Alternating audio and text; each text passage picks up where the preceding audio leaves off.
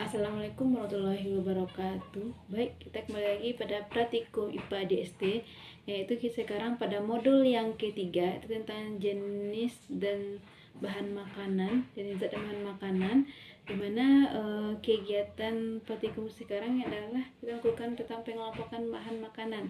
Dimana tujuan dari praktikum kita hari ini adalah mengelompokkan bahan makanan berdasarkan kandungan zatnya dan gizinya. Adapun cara kerja yang harus kita lakukan adalah yang pertama, alatnya adalah alat dan bahan yang kita perlukan. Yang pertama adalah tentu bahan. Saya menyediakan bahan makanan sebanyak 20 buah.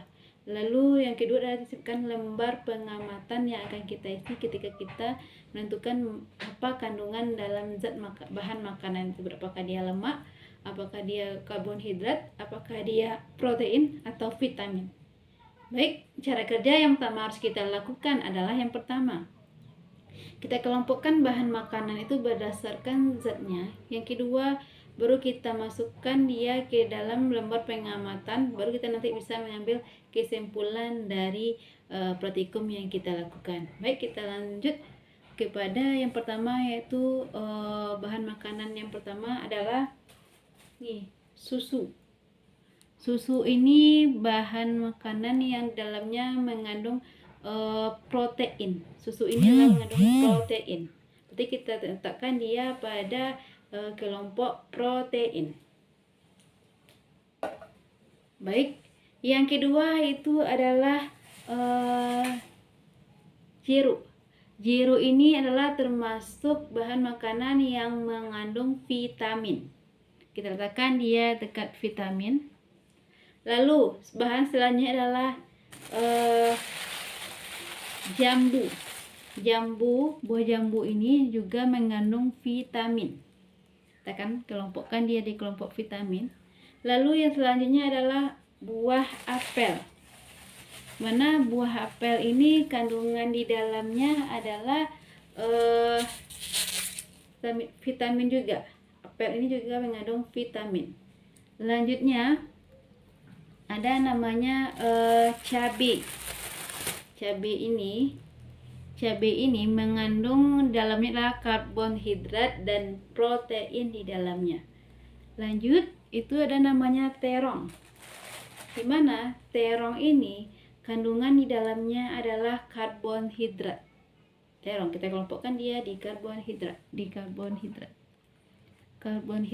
Lalu selanjutnya ada namanya sayur bayam. Ini sayur bayam.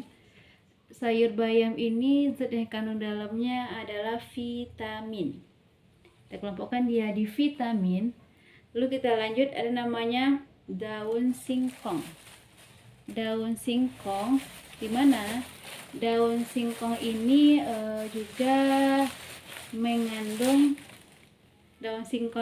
mengandung di dalamnya adalah vitamin C. Ini daun singkong. Lalu ada namanya beras. Ini ada beras. Bisa dilihat nih beras. Beras ini di dalamnya adalah mengandung karbohidrat. Kelompokkan dia di karbohidrat. Lalu selanjutnya ada namanya sayur wortel atau wortel, di mana kandungan dalam wortel ini adalah vitamin A. Dalamnya kita kelompokkan dia di vitamin. Lalu ada namanya labu siam. Labu siam ini juga mengandung di dalamnya adalah vitamin juga.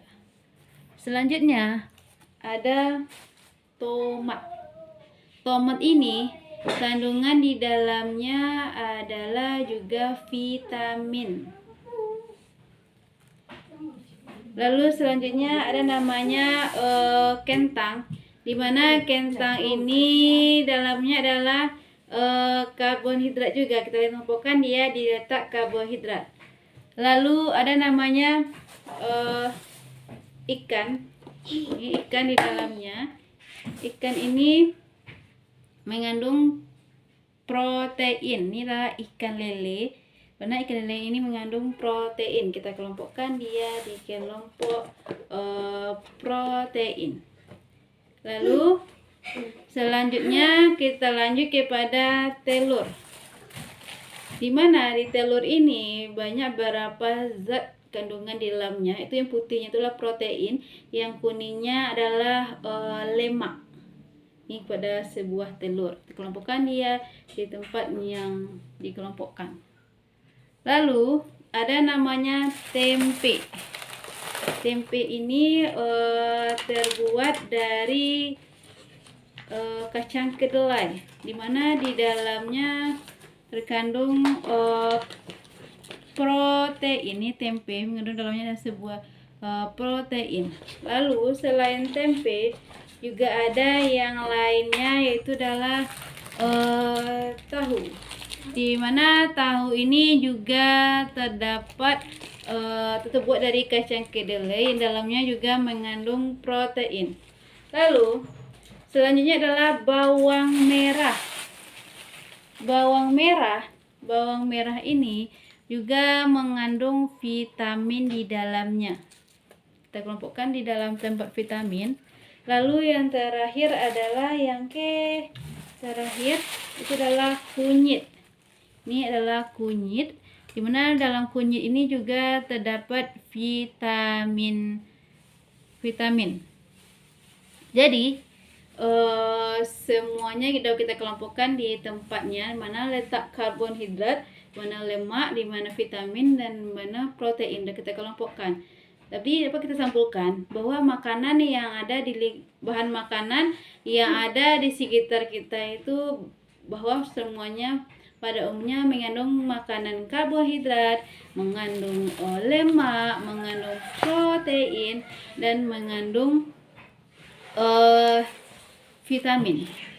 Dimana karbohidrat itu digunakan sebagai sumber tenaga bagi kita, seperti bahwa bahan makanan yang mengandung karbohidrat itu adalah makanan yang digunakan sebagai tenaga, seperti beras, seperti kentang, seperti cabai dan terong. Itu termasuk kepada karbohidrat yang digunakan sebagai sumber tenaga. Yang kedua itu adalah protein, di mana protein itu digunakan sebagai zat pembangun. Di mana contoh protein dari yang kita pengamatan tadi itu adalah seperti susu, cabai, lalu ada lagi ikan, telur, tempe, dan tahu. Itu pada contoh protein tadi. Lalu yang ketiga adalah lemak. Lemak ini digunakan sebagai sumber energi atau cadangan makanan. Di mana tadi yang mengandung lemak itu adalah telur yang mengandung lemak. Lalu yang selanjutnya yang vitamin. Vitamin itu gunanya yang selanjutnya adalah vitamin. Vitamin ini membangun untuk zat pembangun. Tadi contoh dari pengamatan yang kita lakukan di bahan makanan itu seperti jeruk, jambu, apel, bayam, daun singkong, lalu ada wortel, siam, tomat, bawang merah, dan kunyit. Itu adalah termasuk kepada kelompok vitamin. Baik, demikianlah praktikum pada hari ini. Tadi kita sudah menyimpulkan bahwa bahan makanan yang berkarbohidrat dan protein sangat berguna bagi kehidupan kita sehari-hari.